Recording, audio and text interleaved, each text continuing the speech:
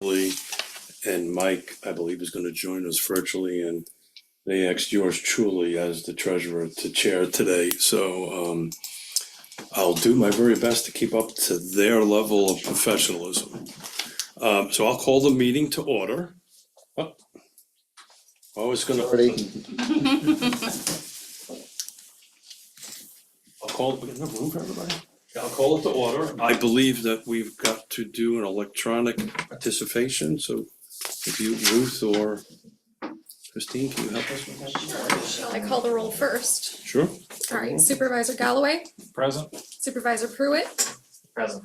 Supervisor O'Brien, Mr. Smith, Here. Supervisor Goolsby, Here. Mr. Higgins, Present. Supervisor Barlow, Here. Supervisor Woodward, Here. Supervisor Reed, Here. Supervisor Rutherford, Here.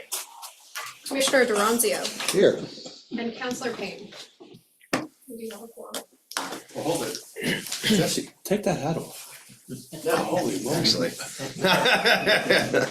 He's making fun of my hair loss. Alrighty, so now we gotta do the electronic participation. Well, we don't have anyone in the Oh, okay. room to Okay, join, well, there you so go. we'll have to do that later. So we will move past that and go to matters from the public. Do we have anybody from the public who would like to make a comment? You got 2 minutes to chat. Sean, Anybody online? look at that, rolling by, 7:02. Presentation, so it looks like we got a bunch of new staff to talk about, so. Very, I very think- exciting. I think that smile tells the story. Yes, so we have 2 joining us online, and we have 2 in person that I want to introduce you to each of them. The first is Taylor Jenkins. Taylor Jenkins is our new Director of Transportation. It's the role that we've had vacant since last February, so we are very excited for her to be here.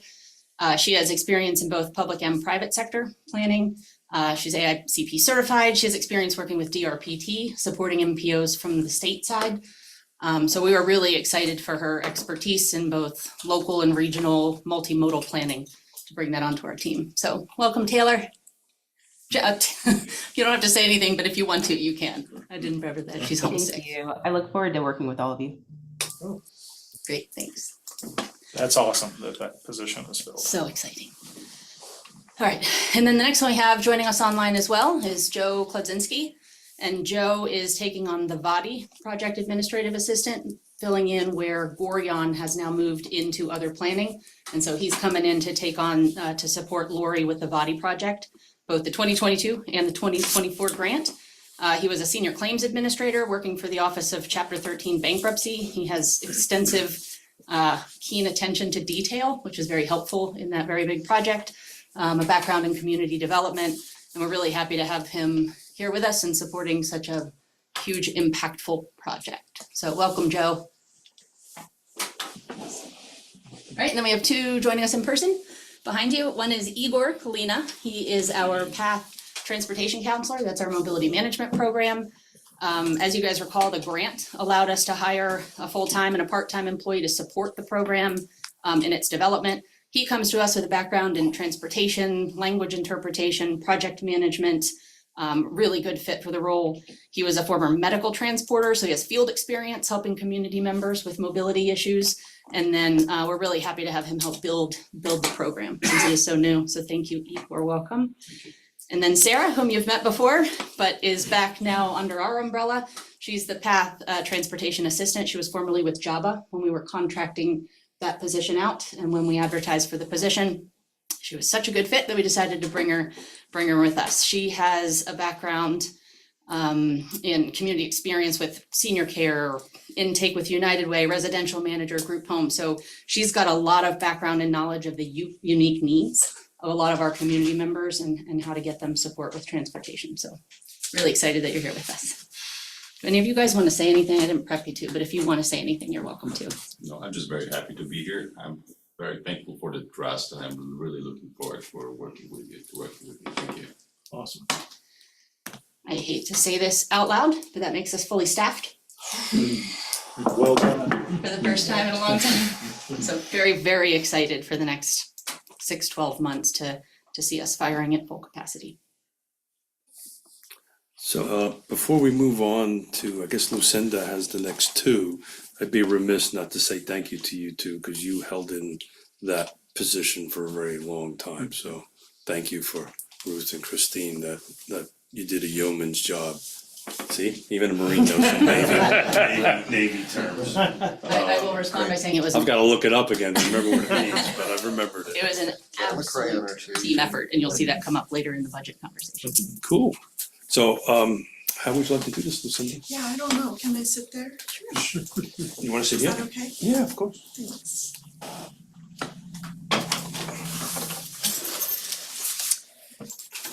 So the PATH program, I think you all remember me from this fall, and I was talking about our achievements in our first year.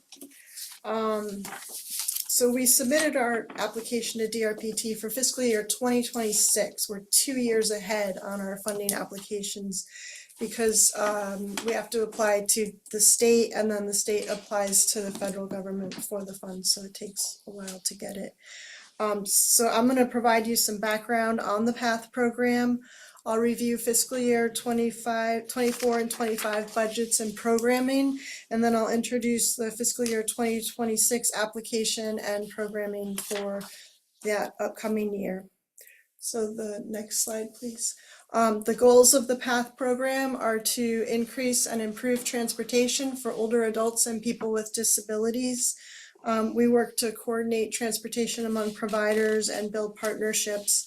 So we're not providing transportation, we're helping people find transportation, and we're helping providers increase and improve their transportation for older adults. Next. So in our first year, we secured funding, we formed partnerships, we established and informed an information and referral center, which is where we hired Sarah to answer phones and answer questions. We also conducted a marketing study and developed a brand and marketing materials. And we started marketing our services.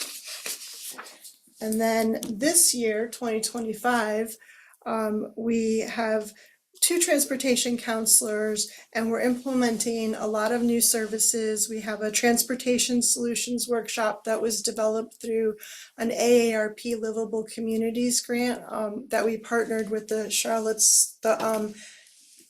CAA, the Charlottesville Area Alliance, which is a which was a collaboration among many aging service providers. They asked us to do some grant programs with them, so we developed a transportation solutions workshop. We also found 2 partners with 2 volunteer driver programs that we're assisting. We're providing staff support for them, we're helping answer phones and schedule rides, and we are working on providing them more support by providing mileage reimbursement for their volunteer drivers, background checks, and training. We also provided a bus field trip and are going to be continuing bus field trips with community groups and also conducting travel training one-on-one and in groups. And we're gonna continue to grow partnerships and increase transportation services. We hope to start some new volunteer driver agencies in rural areas that don't have as many transportation options for older adults. So in fiscal year 2024, our budget was $110,000. We had the 4% local match, and that had a half-time manager and a full-time specialist for 9 months. The next year, which is the year that we just entered into, for 2025, our budget was $224,000. Again, it was still a 4% local match. It gives my time half as the program manager, and we have 2 full-time specialists. On the slide, it says we have one for 6 months, but we added some additional funds and were able to keep Sarah for the other 6 months. So we were able to keep a full staff through that. And so this year, our application for the DRPT grant, we applied for one category for $324,000. still with the 4% local match, and that'll give half of my time and the 2 specialists. And then the operating funds, which is just 4,750, was a separate category grant, and that's for the mileage reimbursement for the volunteer driver programs. We're going to that's a 10% match, but it's only $475. So we're gonna help try and increase the amount of miles that their drivers drive and also recruit new drivers, hopefully with the incentive that they will be reimbursed. It's the reimbursement is only 50 cents a mile, so it's not the full federal reimbursement. We'll also be doing the driver trainings and background checks. So our plan for fiscal, so we're still gonna continue our information and referral services that we offer to the public.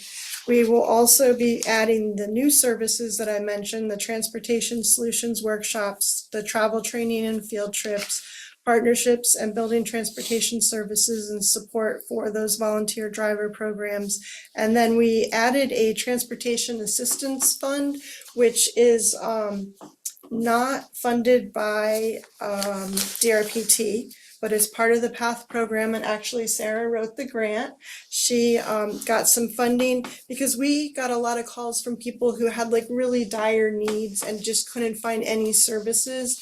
And so there was an example of a man who had a stroke and he needed stretcher transportation to get to his doctor's appointments, but his wife, couldn't take him. And so the cost for those rides was about $1,000 each way, and like he needs to go to the doctors and there's no way that they could afford it. So Sarah came up with the idea of having a transportation assistance fund where in those instances we could help support those transportation for a limited amount of time and enable those people to get the services that they need and just get through that hardship. So it's a very small amount of money, so we're not advertising it very much. And we have about $1,000 per jurisdiction right now, but we are looking for additional funds and fundraising to continue that program and add more to it so we're able to help people with more rides. So you've seen this slide before, the community benefits. We're still doing the same benefits, plus we're working with partners to start new transportation services and increase existing ones as well. I've been talking with John about hiring them to provide some services in the rural areas, and then also talking with the Nelson County Health Clinic and also their community paramedic services on ways that we could help them address the needs of their clients to get to their appointments. And that's all I have for the PATH program. Any questions? It's a great program. Thank you.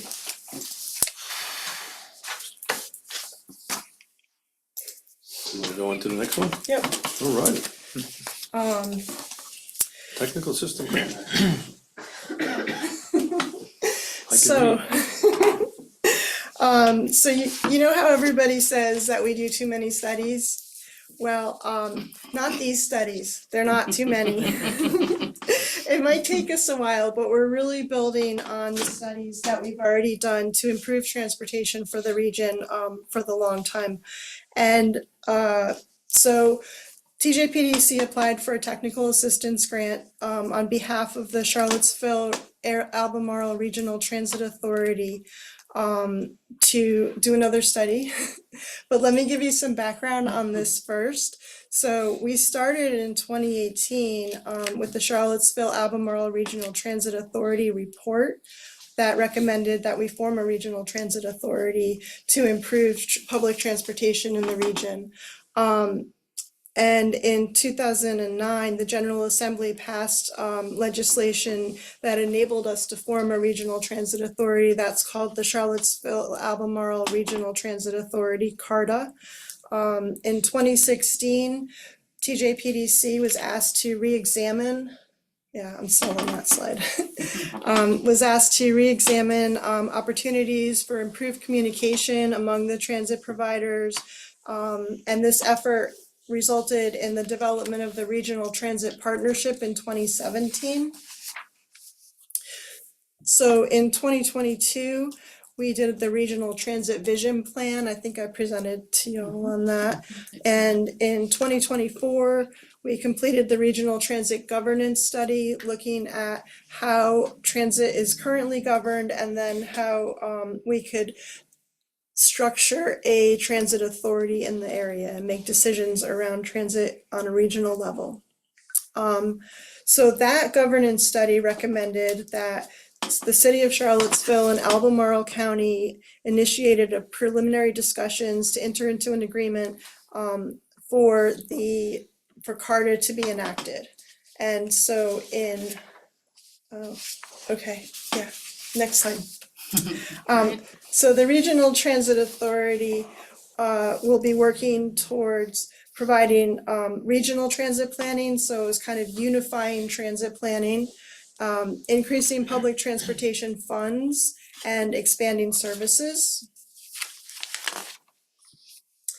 In August, a working group of Albemarle County and Charlottesville staff was formed to start enacting the CARTA legislation. And then in the last 2 months, the leadership from Albemarle and the City of Charlottesville enacted CARTA and selected board members, which is like so exciting because we've been working on this since 2008. So it's really great.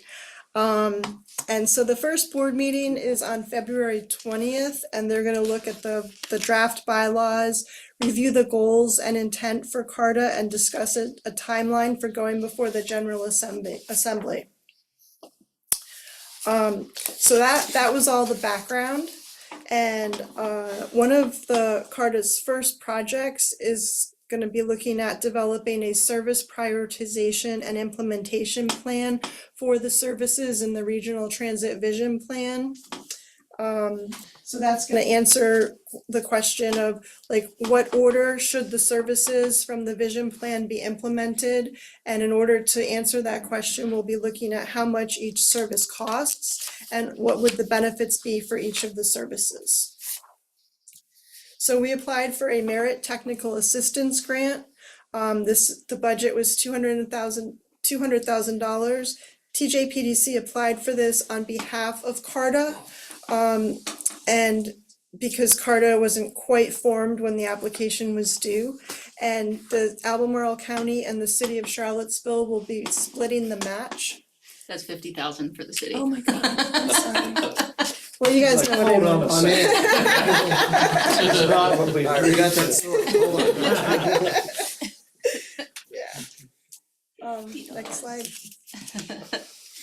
So the study will have a steering committee to provide local input and guide the study, and it'll be made up of representatives from CARTA, the CARTA board, representatives from each jurisdiction embraced by CARTA, representatives from the Department of Rail and Public Transportation, also from VDOT, because in the second phase of the study, we'll be looking at street design, and some modifications might be needed to be made in order to help the bus routes run in the new areas. So we would need cost estimates from that. And then representatives from CAT, JOHN, and UTS, and representatives from the Regional Transit Partnership. We also have stakeholders, and we would present 2 updates to the stakeholders, and that would be the Rural Transportation Advisory Committee, the CARTA, the board, Albemarle Board of Supervisors, Charlottesville City Council, the TJPDC Commission, and then additional Rural Board of Supervisors as requested. And so the technical assistance grant would have 2 phases, and the first phase would be to evaluate the services in the vision plan and kind of make a list of what those services would look like, and then use criteria to select the services to be further evaluated. So we'd get like a short list of maybe 10 services that we want to further look into. So task 2 would be refining the operating and capital costs for those selected services, review the benefit data for those services, meet with the steering committee and get local input, and then prioritize those services for near-term investment. And that's all I have. Any questions? Yeah. Lucinda, these are informative presentations. At your leisure, could you email me Oh, sure. presentations? Yeah. Yeah, and I will take the heat for this Oh. one. Last week was 5 different major grant applications were due in the same week for our organization. So I gave staff grace to not have their presentations ready for the packet, but ready for the meetings, and then we will send everything afterwards that was not available ahead of time. Understood. Can I actually, as a matter of privilege, can I take a step back to the previous presentation? Because I was trying to find something on it and I couldn't. I remember when we last heard an update on PATH, the number of actual touches in the community. I don't remember what it was, but it struck me as being smaller than I would hope. How is that number looking? It's about the same. There's a small increase, but not really enough. So what we discovered, we based our first estimate of 2,000 calls a year for our first year based on Rappahannock's mobility management program, but they schedule all their rides and they provide all their rides. So people are calling to schedule rides. And they don't have other public Yeah, transit there's no other services, so they don't transit have a CAT, providers. a jaunt, a UTS. Right, so we're not trying to supplement CAT, Jaunt, or UTS or any of the other providers in the area, so we are just providing information and referral. So the people who are calling us are the ones who are the most in need and can't make the other services work for them. So we have a much lower call number. One of the things that we're gonna do to increase the call number is start working with partners to schedule rides through them. So we've got a partnership with the volunteer driver programs, and we're hoping to help them schedule their rides. We're answering their phones a couple days a week now, so we'll be scheduling their rides, and that'll increase our call volume. And then we're looking to the rural communities to try to find organizations that will also start volunteer driver programs. We can support them with staff support, mileage reimbursement, driver training, database, all of that, and the answering the calls. So we would start to see more calls coming in. One of the ways that we're marketing the program is doing the workshops and the bus field trips, so we can kind of get that out there, and organizations will be partnering with them to do the workshops at their places, like the center, the housing authorities, and that'll help us develop a relationship with them, and then we can start to try to develop some more transportation services. I think what's also, because we have so many transit services in this area, and I can't speak to this to any level of detail, but I can get the detail if you want it, but when we compare our calls and our data to Jaunt's calls and data, they're receiving a lot of the phone calls for work-related needs, and we're receiving a lot for medical care-related needs. And so it was really important to us that we weren't creating something duplicative. You know, we weren't doing something that somebody else was doing, but that we're serving a unique role that's not yet met in the community. And we recognize those aren't going to be large numbers. And DRPT has been very supportive and understanding. We are building this program from the bottom up, and it's going to take a great deal of time till it's really well known and ubiquitous. And we were very hesitant to do hard advertising before we were prepared to be able to help them with the rides. We don't want 1,000 phone calls where we're telling 950 of them, we can't help you. Yeah, that's not good. Are you at that point you can do that? That we can, Help. you guys would have to speak to that. Are we at a better mean, point of being able to help people than we were?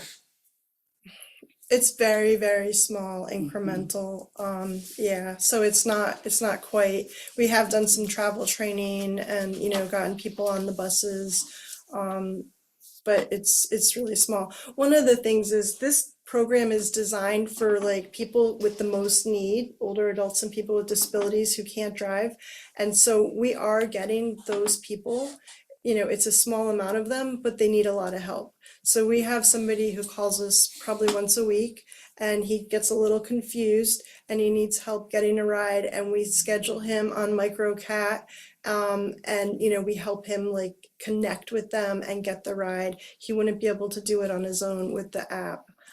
So there's like, kind of special cases like that, and that is what this funding is for. I wanna, tell me if this is maybe too pointed, but do you construe the principal goal of the program as being actually delivering the service? Or is the principal goal of the program qualitative data collection, right? Which it's doing a great job of the latter right now, I think is fair to say.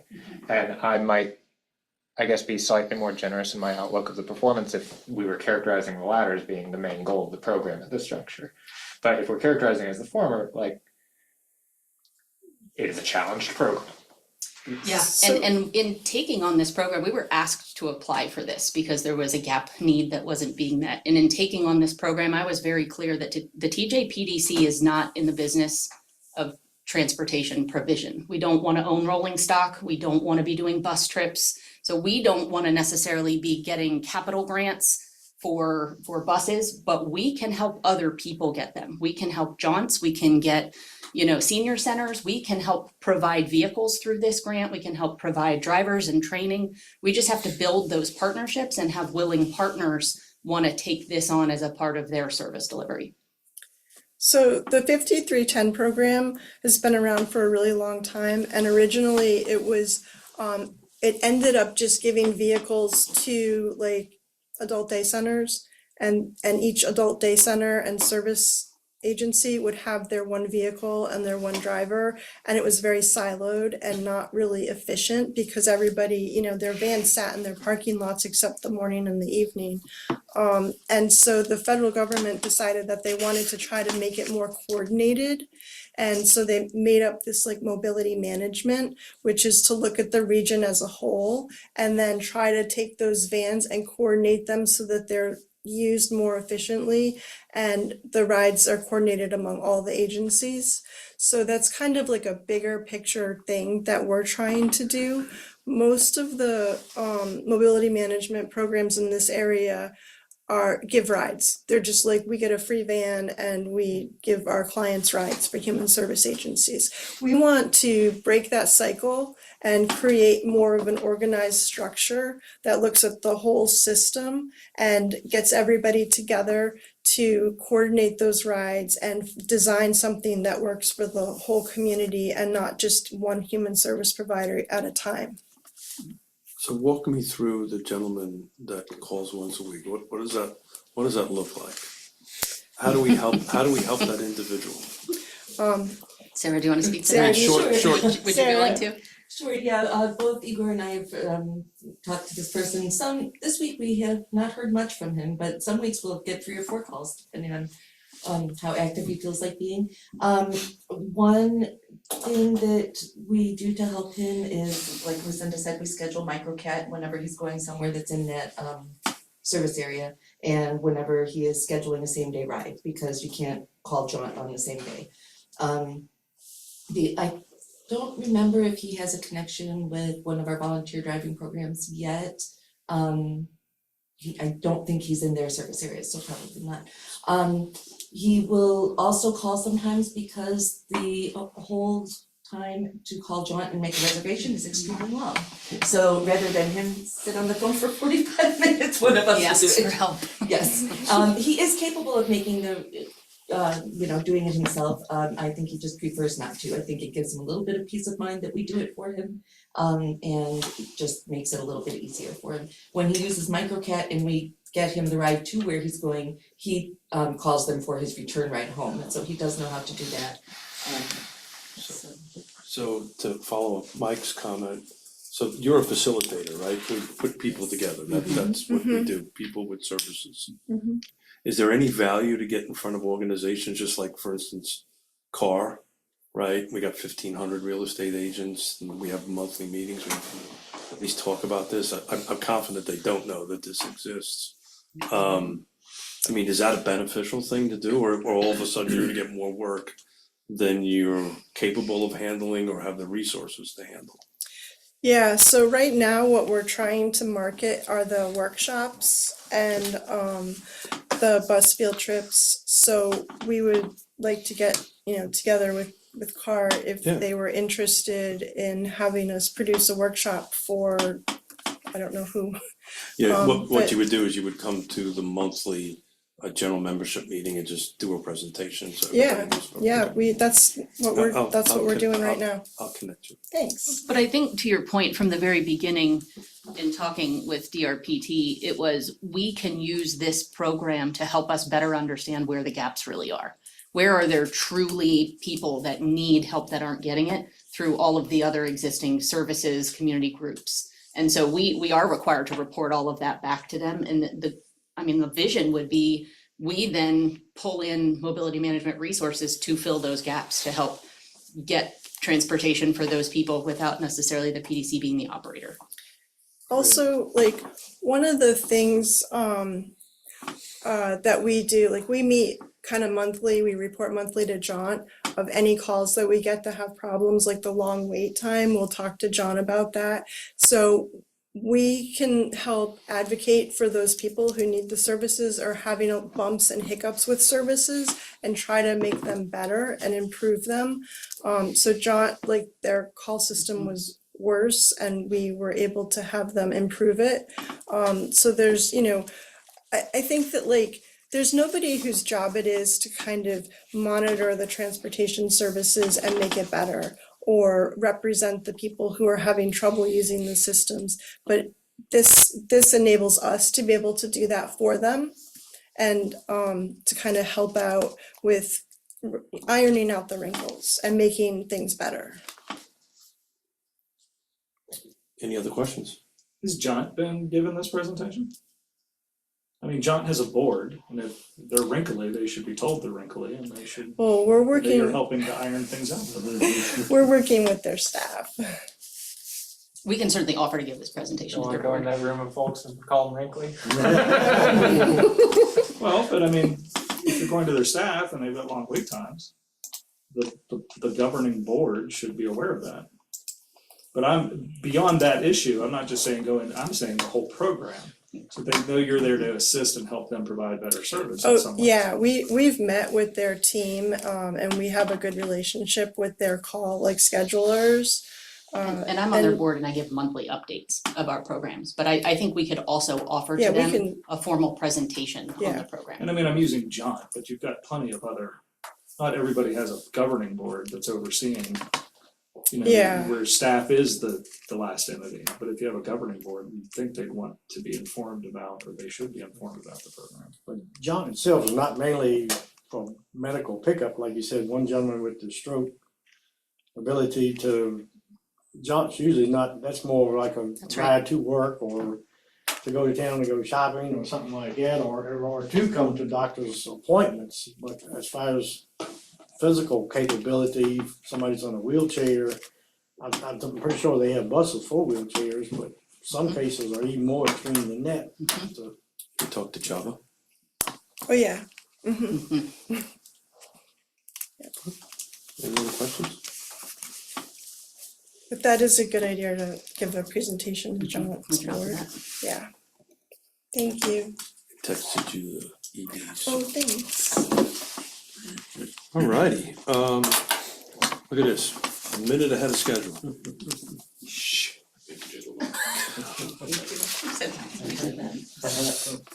Consent. Thank you guys for being Thank here. you. Consent agenda is next. How do you wanna take this piece by piece or do it all up? Do it all at once? All at one time. All at one time? Mr. Chairman, I move we accept the consent agenda as presented. I second. Okay, do we do a roll call on this? Nah, Jesse says no. Vote by acclamation. What would you prefer? Would you prefer a roll call or? The chair's preference would be. Okay, everybody say aye. Aye. There we go. Your team. Just picked up 15 minutes. Thank you, Jesse. You're welcome. New business, Central Virginia Regional Housing Partnership appointments. I believe that's you, Ruth.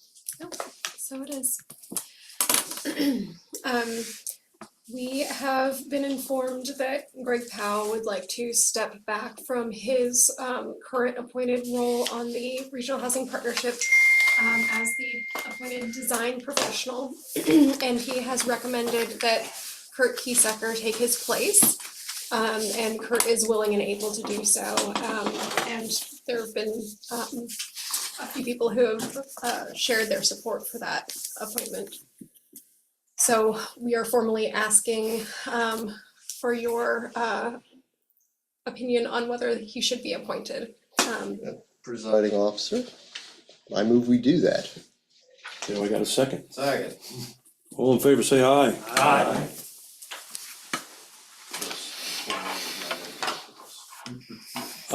I'm gonna take a little chairman's prerogative on this topic. I emailed you the link for the summit. Bruce, can you open that up and?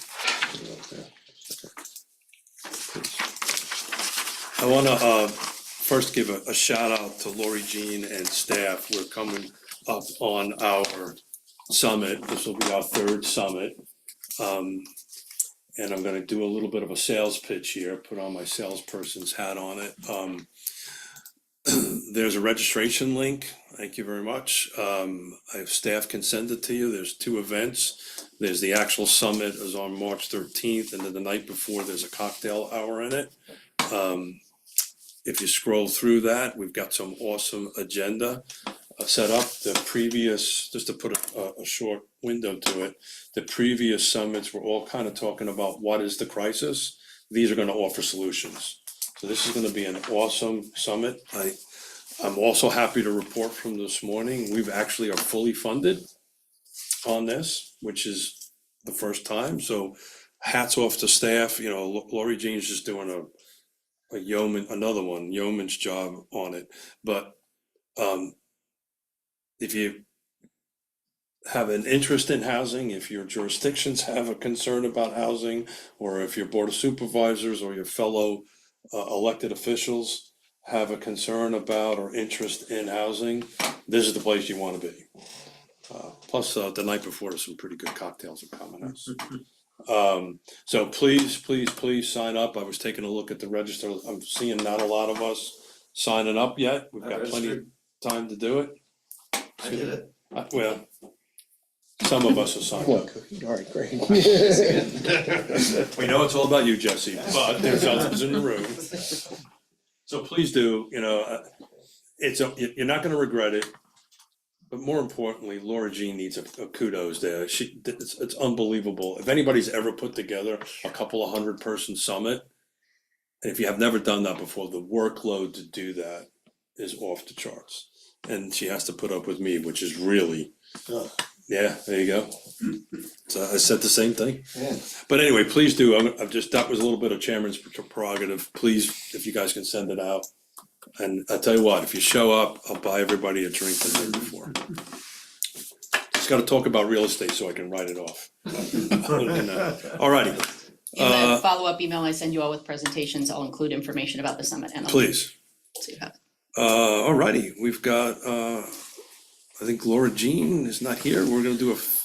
I'll take hers. Okay. Yep, Laura couldn't be here last minute, so I'm gonna go run through this with you guys. So this is just the quarterly financial report. We're still sitting in really good shape for the fiscal year. November and December, one of them was less of a net gain than normal, but still in the positive. December was 1,900 in the negative, which is not atypical for us. Anytime there's lots of holiday time, we can't bill to our programs, so we're not bringing in as much revenue on those months. But we are still at just under a 90,000 net gain for the year, so that doesn't cause us very much concern. As far as the quarter goes, we are through December is what the reports are reporting on. So 50% through the year. Total income was 55.72% of the budgeted amount. Total expenses were at 41.51% of the budgeted amount. And then total pass-through, we're at 56.21%. So we're in really good shape for both revenues and expenses. Our expenses are a little behind, but that is expected because as the body program picks up and we're making larger and larger payments, a lot of that comes in at the second half of the year. So we expect to be on target for both the expenses and the revenues.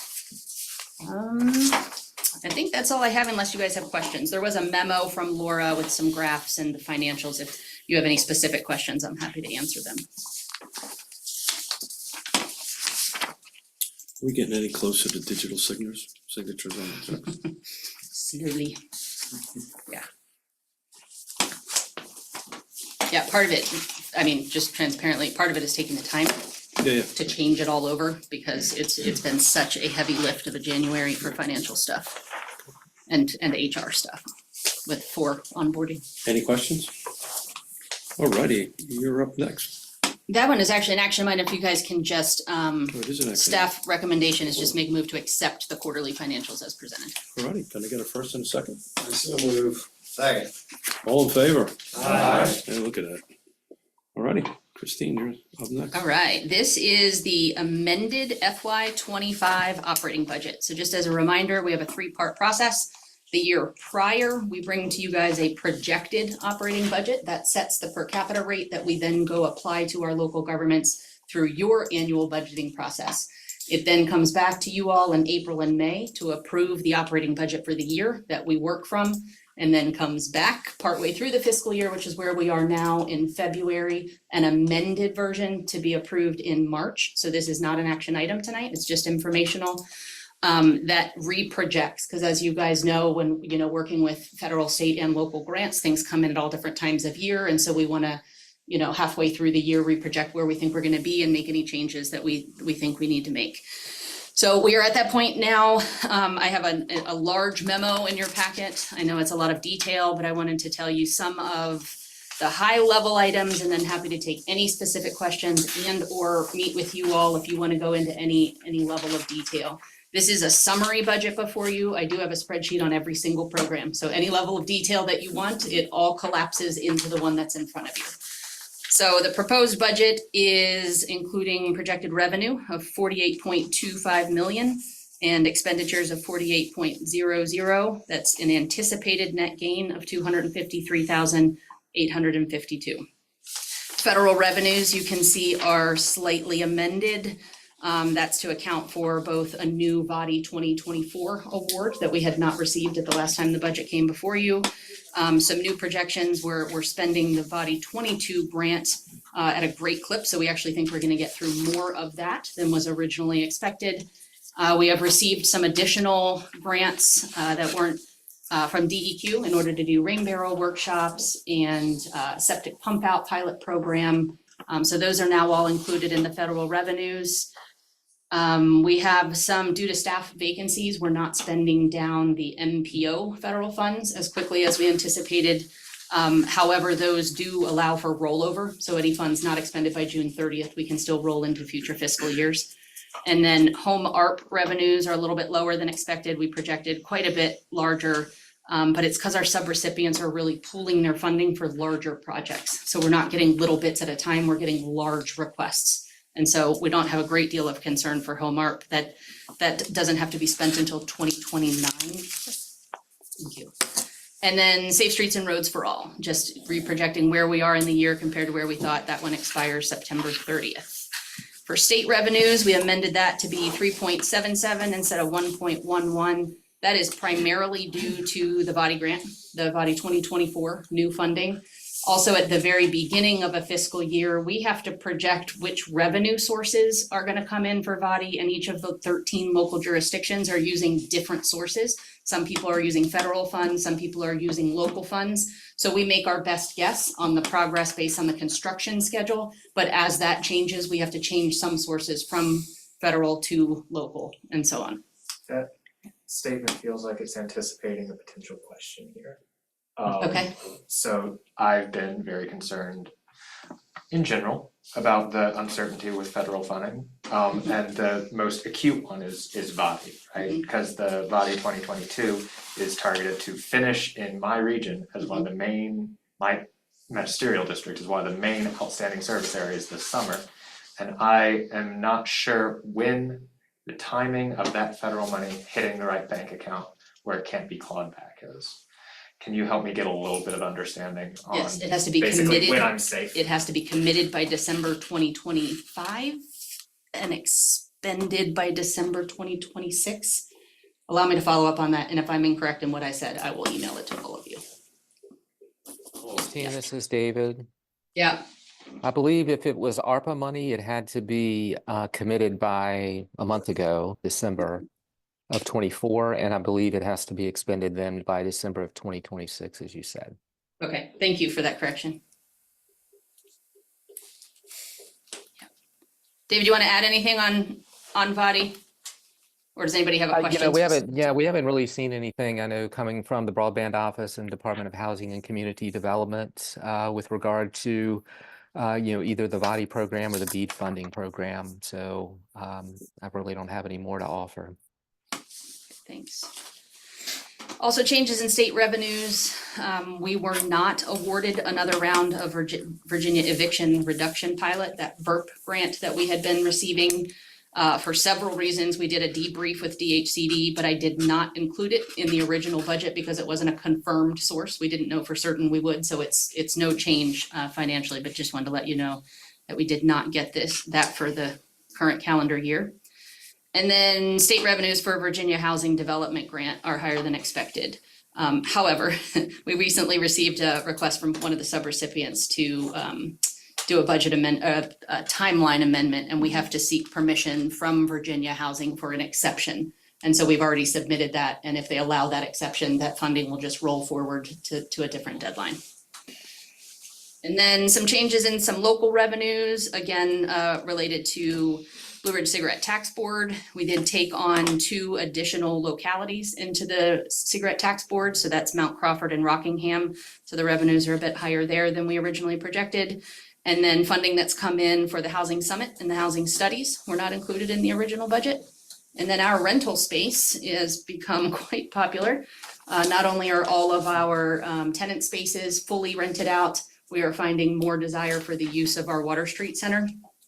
And we also this year increased the rates for our tenants because our rates increased with our landlord. So we just passed those through, so the revenue coming in covers the rent in those spaces.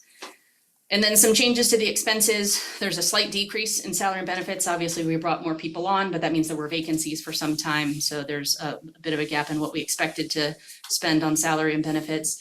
Increase in cost of goods sold because of cigarette tax. We have to buy them by the roll. We anticipated needing to buy 2. We had to buy 4 because of the increased number of packs with the 2 new jurisdictions.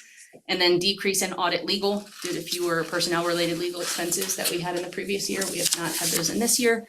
And then increase in equipment and data use. We've needed to buy some new computers for new staff. We did get an AED unit to have here. We're going to get a second one for the Water Street Center, and then replacement of broken office furniture that we didn't anticipate needing in the beginning.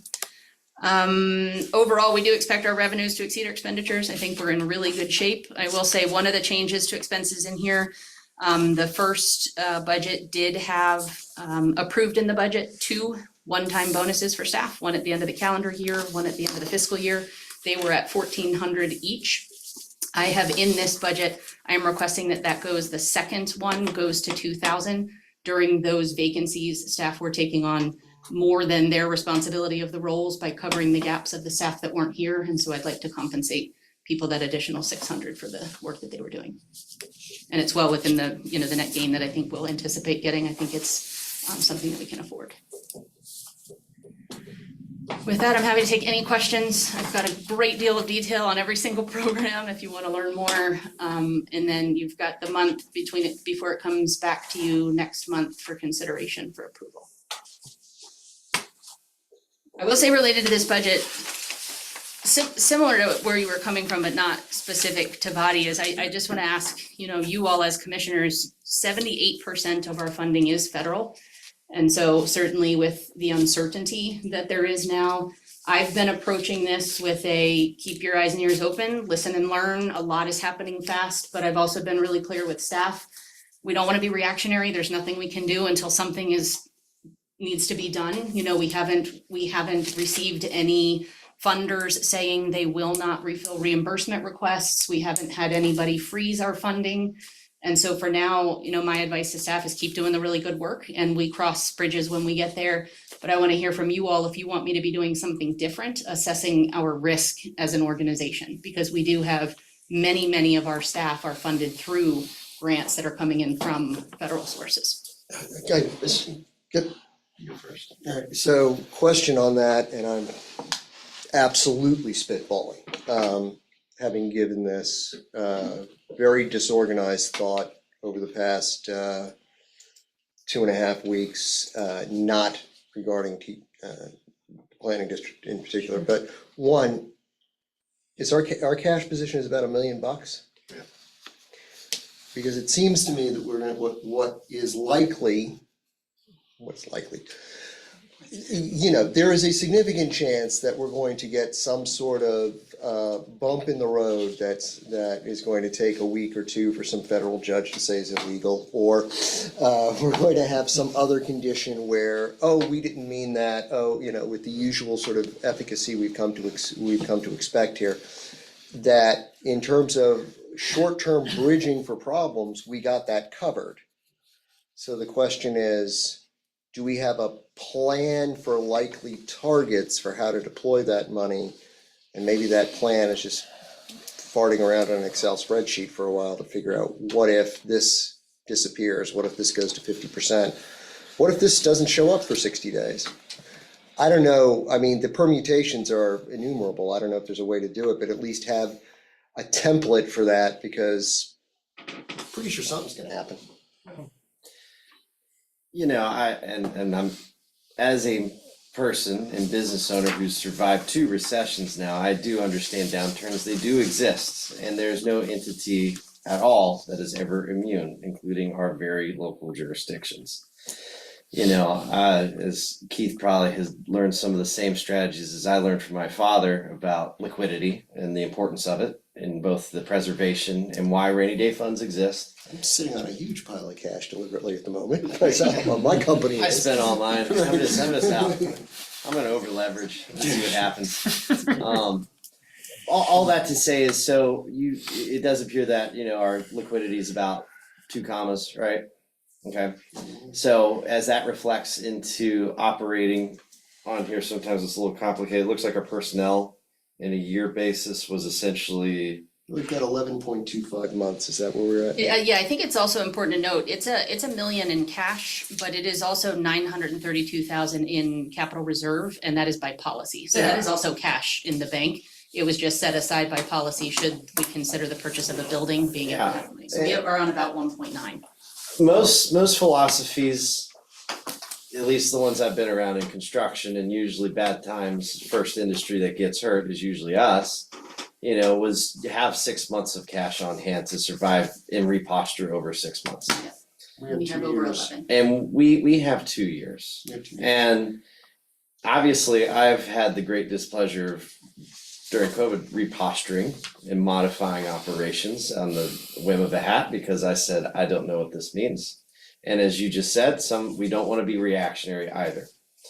We have enough cash to where we could float feasibly, understand the environment, and modify our position as necessary. So I would say, from my perspective into our jurisdiction, that we are in a good fiscal position. If in the event some outlying situations do present themselves, we're in a peak performance if we're at 12 months. I mean, that's most small businesses live on about 2 weeks. My understanding of federal policy is that funds can't be frozen for more than 3 months before they have to issue some clarifying guidance, right? So I don't know that it is necessary to have a greater than 3 month reserve, it is definitely for other reasons, right? Yeah. But if we're hitting that 3 month wicket, then I think we're probably safe from having to lay off people because of a freeze, right? That being kind of the dramatic thing. To kind of the first way you presented this, it probably would be valuable. I don't need to see it because I'm not going to do anything with it, right? But to know that we have an understanding of how different federal grants and funding streams correlate to programmatics and to personnel, right? So that if it goes. Something goes out on Truth Social and a funding stream dies like that, that we know within the next 5 minutes, oh, this is the funding, this is the program that's going to have to close or be radically repostured, this is the person who's affected.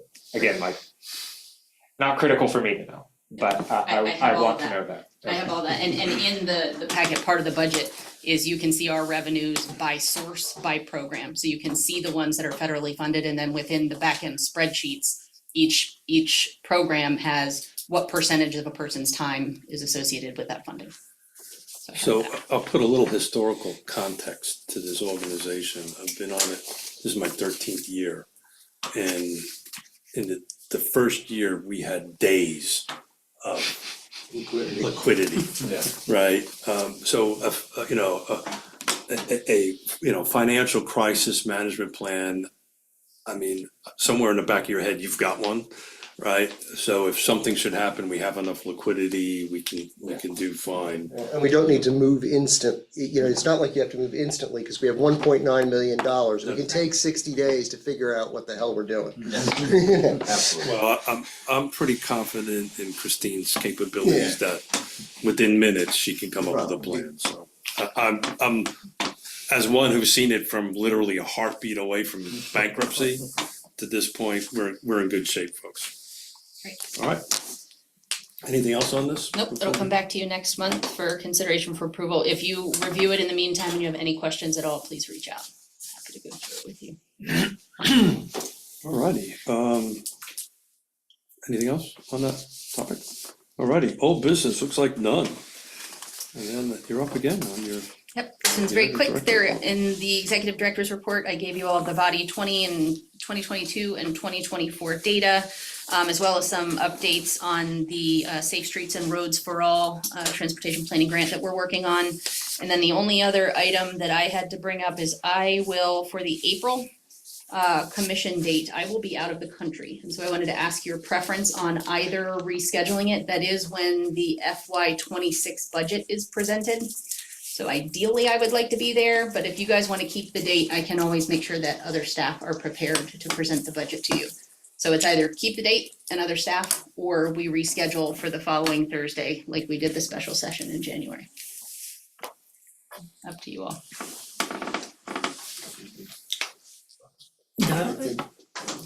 What were the dates again? 1 week later. Yeah, it's, I Second. have to wake up my computer. Yeah, if it's the second, then it would be the 9th. It would be Thursday, the 9th. What do you prefer? I prefer to present the budget. I think But that's- my team is fully capable of doing that. It's just the spring budget is the one where I pull out all of the graphs and the PowerPoints and we really dig a little bit deeper. The amended budgets are where it's a memo. So it's the first time you'll be seeing. I'm fine with postponing it for your arrival. Agreed. How's that sound? Yeah. So April the That sounds 9th. good to the team too.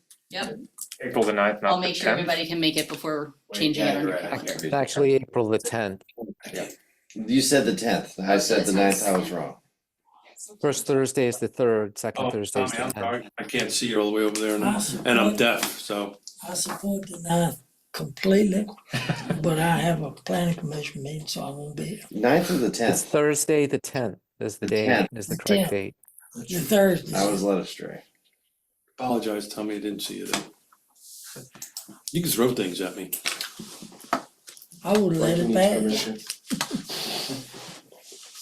Yes, it is Thursday the 10th. My apologies. I didn't have it in front of We'll me. be changing it from the 3rd, and this is April. Yes. That doesn't require motion, right? No, if you guys feel like you can make that in your calendars, I'll change the hold on your calendar to be the next meeting. I believe we said- have a consensus. Thank you. That's all I have. You say April is, We said April, right? Not March. Yeah, we're saying April. so Yeah, you, April. so March meeting is gonna be, The Same same. as normal. okay. All right, we're jumping ahead to another meeting. I'm just looking ahead because I'm already starting that budget. And so I want to make sure whoever needs to be ready to present it will be. Everybody good with that? Alrighty, Thank you. you're up on your director's report. That was it. That was it, huh? That was it, just that there's body information in the report. I didn't do a comprehensive report this time because you were getting presentations and everything, so I didn't. All right, well, then You're we're up up to to, what time we got? Look at that, 8 o'clock. We're up to the round table. We're 20 minutes ahead of schedule. Oh, boy. Who's long-winded here? We're gonna get that person done Ernie. first. Ernie, I did not think. We're gonna move from my right all the way around, so Tim, we'll start what's going on in Greene County. Greene County, we just elected the new chairman and vice chairman for start the new year for this year.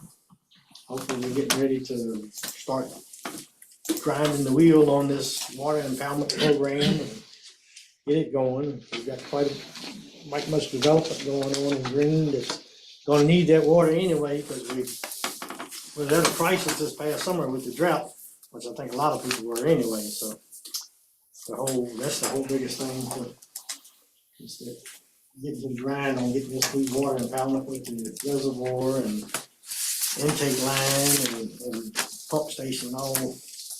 I think we might try to be working on phasing it in steps instead of trying to jump into it one big jump on that, but we're definitely gonna get to the grind on getting all that hashed out, and of course, most counties now, at the beginning of the new budget for getting that going, and so on that business part of it, that's about it. We did have the new hardware store opened up. Yeah. It's up and running, so, which I don't think Greene realizes how much business that's actually gonna probably bring to the county in general, so they're probably gonna get a taste of it here in the next month, as soon as the weather starts breaking for sure. Is it 6 months old? Okay. Gross sales receipts tax. Yeah. So that's what I have. Louisa County. I'm gonna defer to Mr. Barlow. Oh, Business tax, I'm sure. hey, Tommy, you're up. The only thing I can think of, everything's going smoothly with Amazon and the water line. The General Assembly tried to throw another scare into us. They had a bill come up that was talking about water withdrawals and that type of thing, but and if David is still listening, he can probably chime in on this. It's my understanding that got killed or stuck in finance, and so we're still rolling along with the James River water line, and hopefully nothing else comes up. But Louisa's treading water, we're doing pretty decent. Right, Ernie. Well, the biggest news in Nelson is the 90 megawatt solar farm, which was approved by the Board of Supervisors. What called the Wild Rose Project from Savion subsidiary of Shell. It's a big deal. We had a couple of supervisors that negotiated with them, and I think we got a deal that would be the envy of just about any other community in the Commonwealth in terms of what they're offering us to go along with it. Over $200 million over the 40-year project, and $400,000 worth of scholarships for high schools over the same, for a high schooler from the area, Gladstone, the affected area. And also, an interesting thing is that the siting agreement gives the county a right of first refusal on possible purchase of the facility at the termination of its 40-year project. So in the event that there's, different energy landscape in the Commonwealth, and it allows for microgrids or anything like that, or redundancy or anything like that, 90 megawatts is about 1.25 times the amount of energy that it would take at this point to run all of Nelson County. So no one knows what the future has, but that's something that it's a no loss scenario, but not often do you have a chance to play that kind of a long game in something like this, and so we'll see how that plays out. How's the public feedback going on it? It's pretty split, pretty vociferous in both both sides. It was a really tough decision because You know, in terms of the public, we got pretty equal on both sides. So it really, you know, came down to, you know, the fact that what we saw in front of the Board of Supervisors was the siding agreement, which of course didn't show up at the Planning Commission. So it gave us a much larger look at what it actually meant for the county. And the other thing is that I'm the board chair for this year in Nelson County, and I took the VACO training for chairs and vice chairs in Richmond, and I was fairly blown away.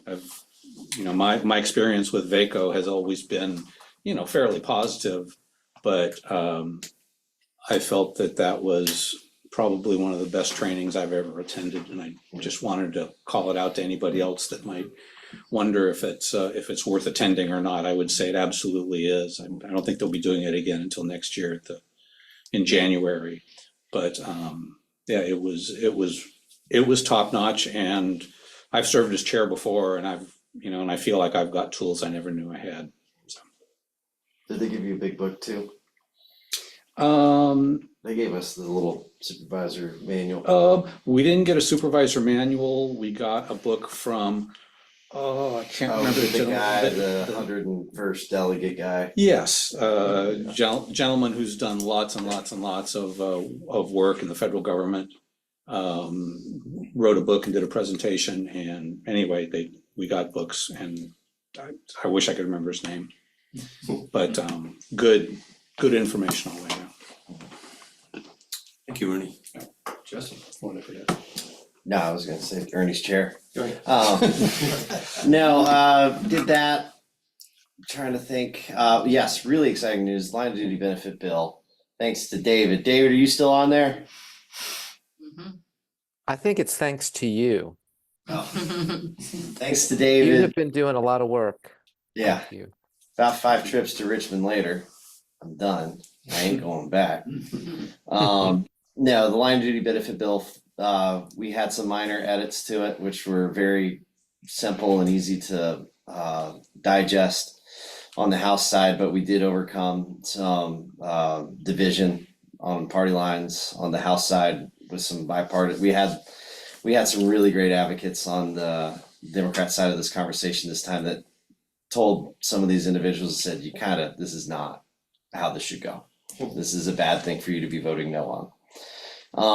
With that, we had some really delicate conversations with the not going to say adversaries, but those who are questioning why we're doing this, and we were able to get them around to our side of the discussion, which thanks to VACO, thanks to localities who had passed resolutions supporting line of duty death benefits for our folks.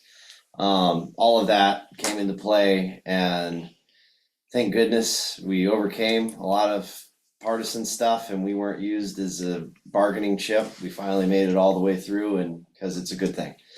So we did make it out of the House and the Senate. We're in crossover. We got some edits that's going to happen. Shouldn't be too bad on that front, and then hopefully waiting on the governor's signature. And when do you think that'll happen, if it does, all that's done? David. So bills that are all finished. If the bills are presented to the governor within the last week of the session for signature, he has to act. Actually, outside of the 7 days left in the session, he has to act within 7 days, but otherwise he has 30 days. So we would know whatever 30 days after February 22nd would be if they get out on time. Okay. Yeah, and all the indications are admin's going to sign it. So. Yep. Is there not a fiscal impact that? There is no fiscal impact. No. Bury that in the ground. There is none. I fought over this for days. Okay. I fought over this for days. Not going And back. Mike, he has a jacket on. You see what I'm wearing? This is an anomaly. Oh, is this why? Were you down there for crossover earlier today? Actually, no, this is for an entirely different reason. Okay. Related to me making money, but that's different. But I did wear a blazer a couple times, but I would say 70% of the time I did wear a Carhartt jacket, and my beard was pretty gnarly. And my hair had hit 6 months of not cutting it. So that was part of my strategy this time, was going to subcommittee looking like a madman. I think it worked. I didn't brush my hair. Well, I'm pretty sure hell's free isn't over, because that's the first time I've ever seen you in a jacket. So. I know. So other than that, that's honestly, it's a huge deal. Yeah, we had the solar vote, that was exciting. I'm tired of getting FOIA'd, I'm tired of getting called.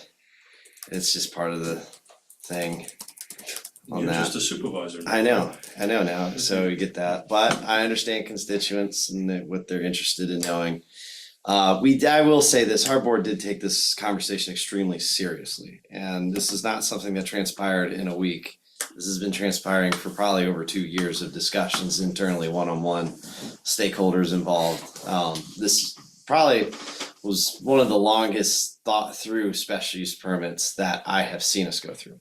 Though I did vote not in the affirmative, I do appreciate the effort our board went in trying to take this conversation seriously. So, and as it relates to comment Ernie had indicated, the deal that was struck, that is pretty huge. We set a different standard. So, hopefully that changes something for the industry. In positive news, the bill that was going to take local authority away on solar panels did fail. So that's good. So we still have some level of home rule, at least on that front, which is a good thing, and it needs to stay that way. And I'm on the jail board now. So that's new. Thank you, James. Briefly, next week's Board of Supervisors meeting should be a lively one. Oh boy. On the agenda is a proposal from the head of our Department of Planning and Zoning to craft a new technology flex zoning district. I do believe he may have taken inspiration from our colleagues in Louisa County, who several years ago used the creation of a technology district to expedite the approval and placement of a data center in Louisa. And indeed, one of the proposed uses for our Technology Flex District is a data center. Now in Greene County, data centers are a controversial topic, so I'm sure that next week's board meeting will have considerable public input. Is that related to the impoundment? It's easy to see a through line there, No, right? I know y'all need the water Well, either way, yeah, right? There, a couple of the planning commission meetings that I've sat in on it is, they say that the text flex things is completely different from the data center in general and the Greene County now does not have enough water or power to sustain a data center, but it's one of them things that you gotta keep a close eye on, so they're not trying to slide it under the door on you for sure. The head of our Department of Planning and Zoning has generously noted that depending upon the actions of our board, 3 years from now, if the reservoir is built, water may be available. Okay, so maybe the impoundment's a little related.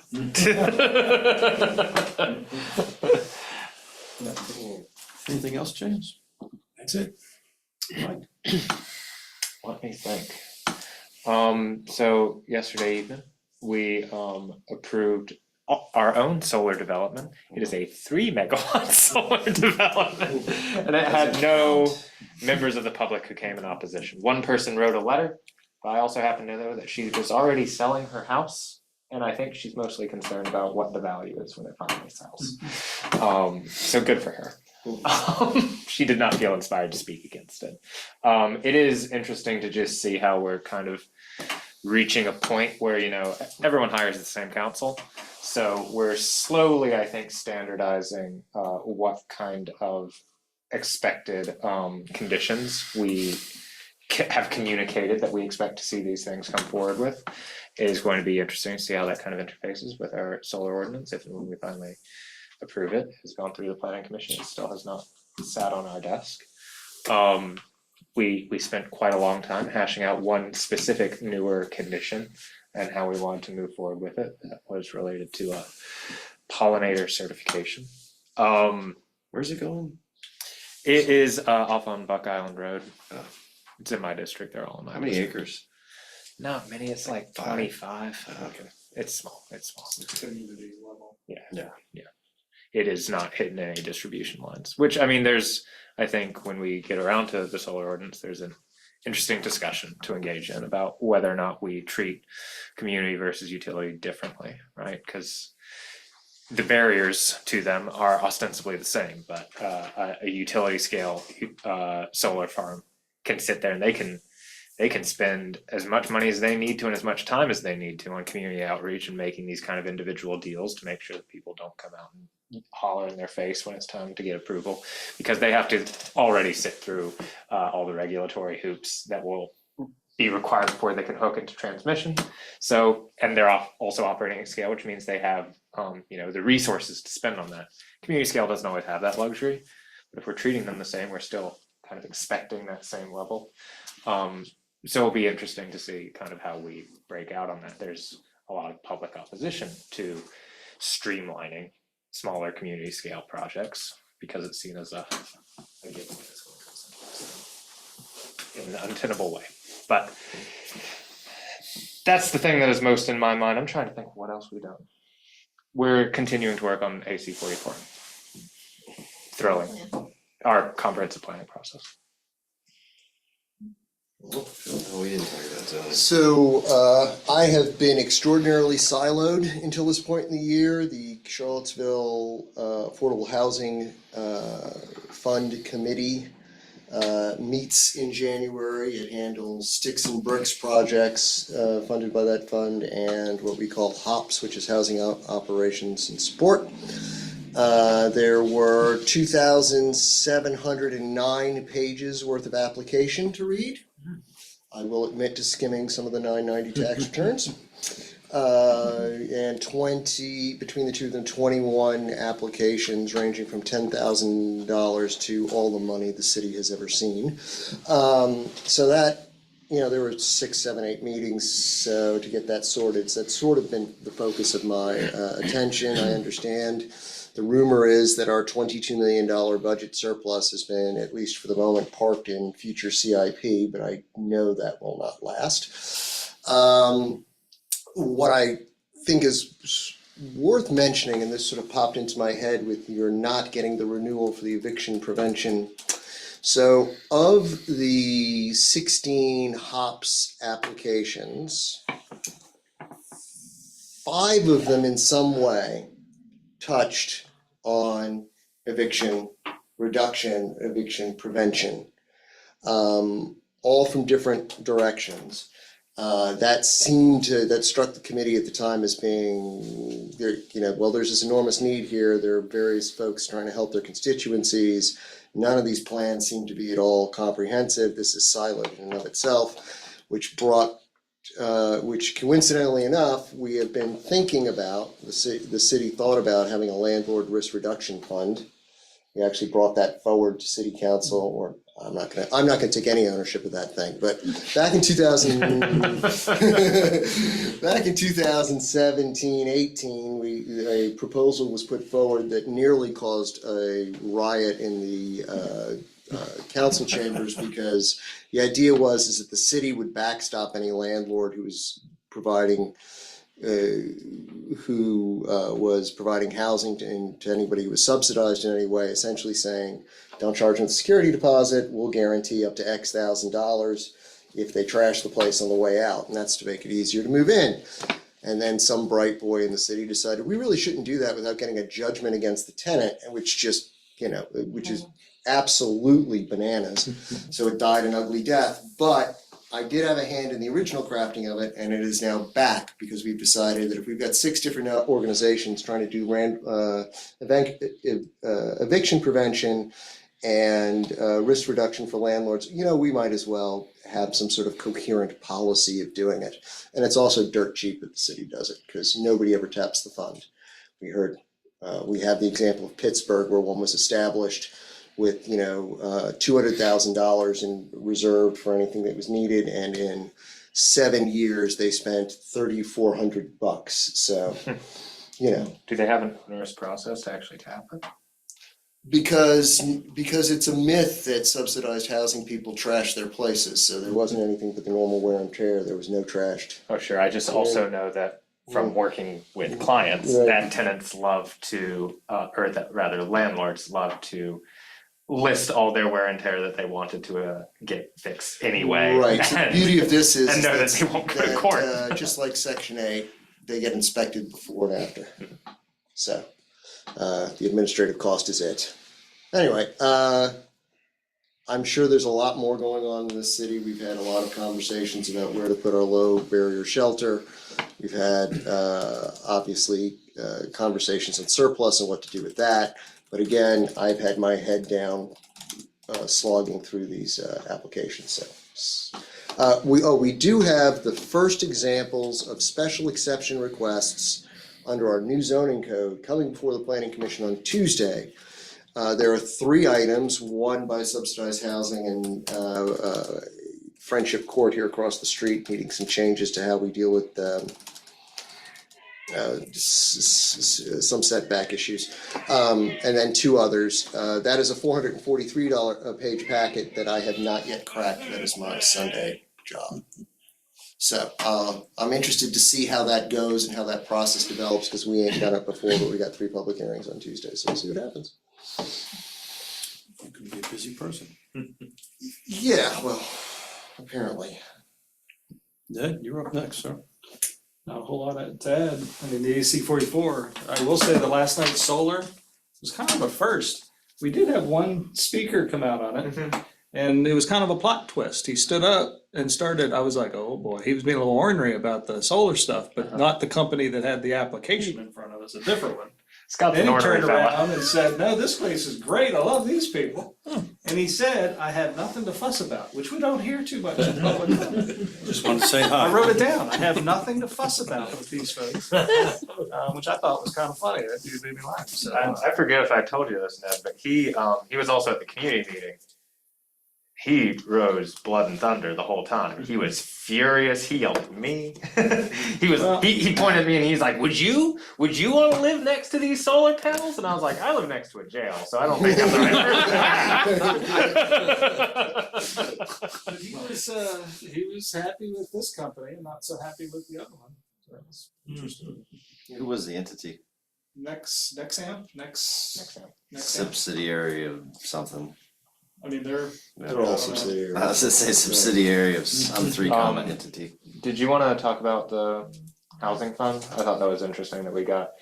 I would say it's some of the most well-timed activism we've had, because it came right after our first round of budget 2-on-2s. The board seems to be, our board, current board, alright, I've been trying to not be snarky about this. But we voted on a housing policy that called for the creation of a housing trust fund. We paused working on that directive and some others to get developer incentives in play, which we did a year ago. But somewhere along the line, it must have become muddy that somehow the board hasn't given direction on the creation of a housing trust fund. So it was just, at the end of the meeting, there was consensus that we agreed that yes, we need to apply agenda time so that we can clear up, so that the whole board understands what trust funds are, what they do, not worry about funding, because we can deal with that in budget. And then decide once and for all where we're gonna go for it and give clear direction to the board, so. One of those little other business items that kind of snuck in at the end of the night. That's it. Yeah.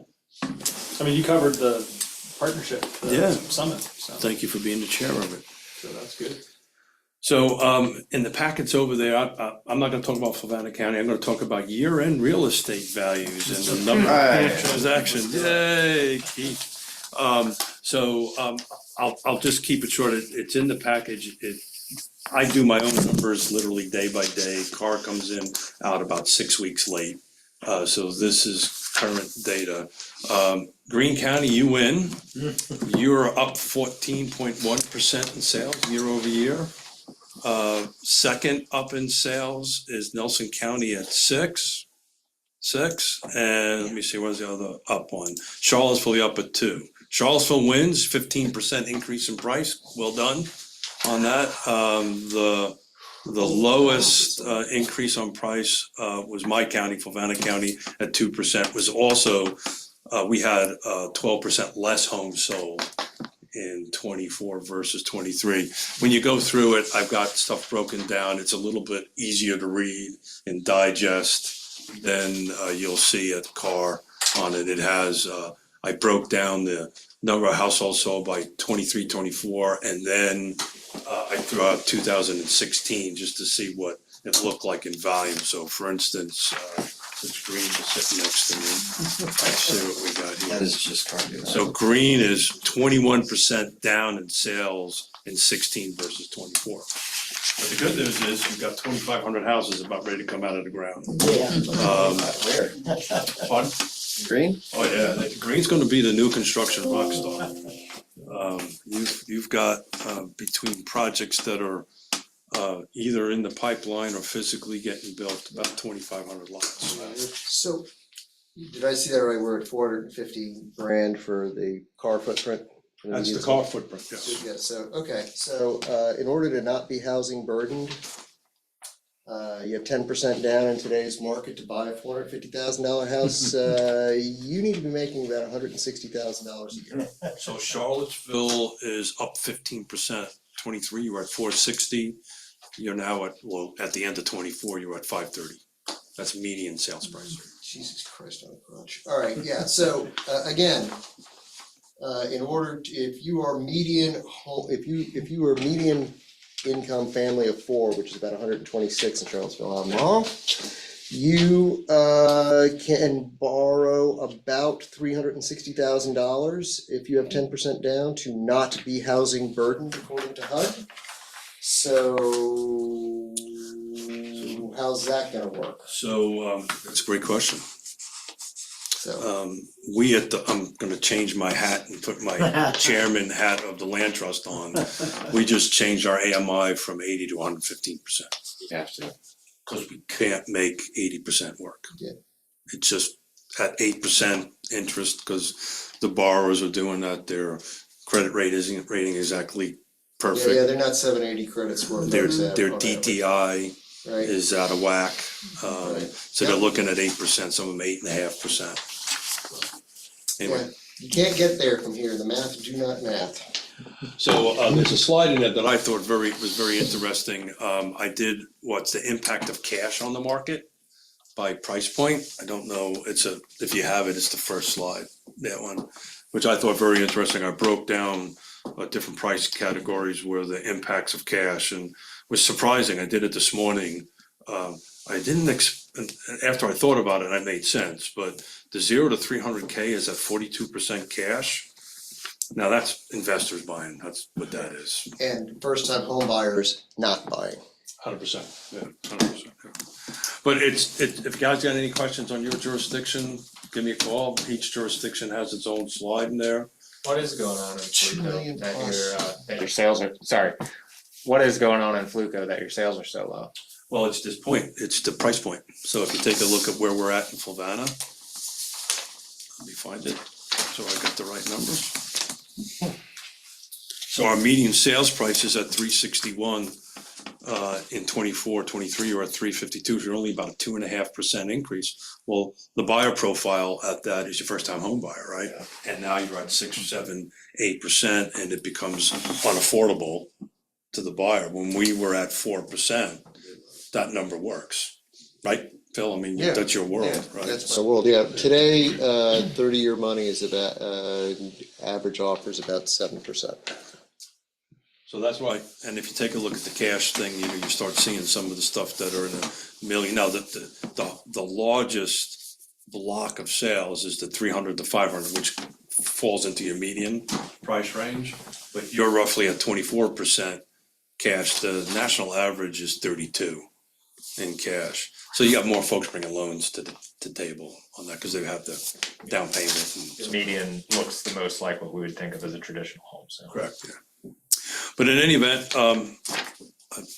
get us out of here early, that's all I've got to report, and thank you for allowing me to chair this. I'm sorry I didn't see you there out of the corner of my ear. And I'm deaf as hell, so there you go. You looking for a motion? Pardon? You looking Yeah, for a I'm motion? looking for a motion. Second it. Thank you, Phil, for keeping me straight. Well, you were just keeping talking, right? Yeah, I am from Brooklyn, I'll just keep on talking, right?